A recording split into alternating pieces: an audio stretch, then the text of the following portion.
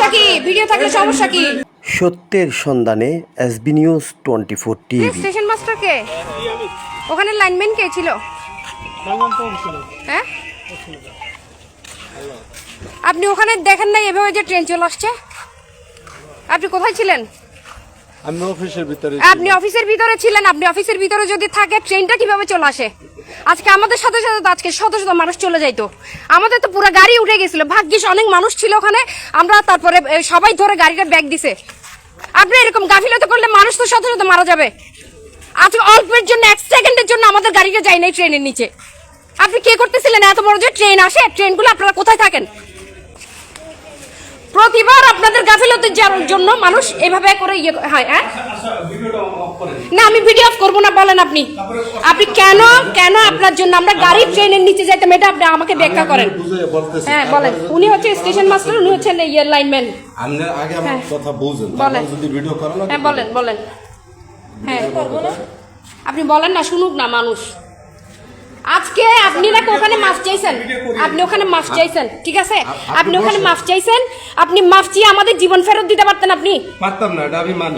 গাড়ি পুরো এখানে চলে আসছে, এটা কেমনে সম্ভব? আপনি আমাকে বলেন। একটা লাইভ জন্য না, একটা যে বার ফেললেন না আপনারা। বাবা আপনি বসেন, আমি বলবো। স্যারে ডাকছে এজন্য আসছে। এখন বলেন আপনি ঘটনা, আপনি আমাকে মনে করেন আপনি অনেক কিছু বোঝাচ্ছেন, ঠিক আছে আমি মানলাম।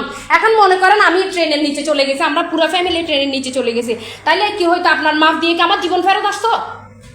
হ্যাঁ, আপনারা যদি আপনাদের গাফিলতির কারণে আজকে শত শত মানুষ ট্রেনের নিচে যাইতো। আজকে শত শত মানুষ কি পরিমাণ, আমাদের গাড়ি পুরো রেলের বিটের উপর উঠে গেছে, আমরা খেয়ালই করি না যে ট্রেন চলে আসছে।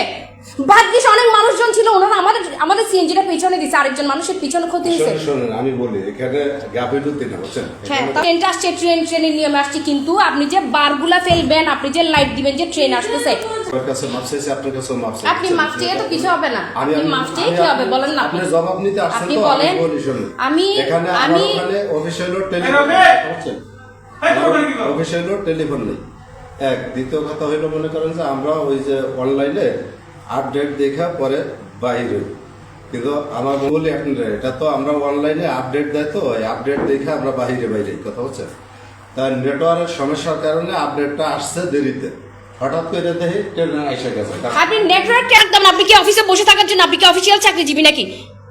হ্যাঁ, আপনি কি অফিসিয়াল চাকরিজীবী? আপনি সারাক্ষণ মোবাইলে দেখলে আপনি এমন একটা জায়গায় বসবেন যেন আমি মোবাইলের আপডেটও দেখবো, আমি মানুষের জীবনও বাঁচাবো। আপনার বাচ্চাদের ঘরে গিয়ে বউয়ের কাছে, বাচ্চার কাছে আমি ক্ষমা চাইলে ওনারা আমাকে ক্ষমা করবে? এইটা বলেন আপনি আগে, আপনি আমাকে বলেন। আপনাদের কোনো রাইট নেই মানুষের জীবন নিয়ে খেলা করার।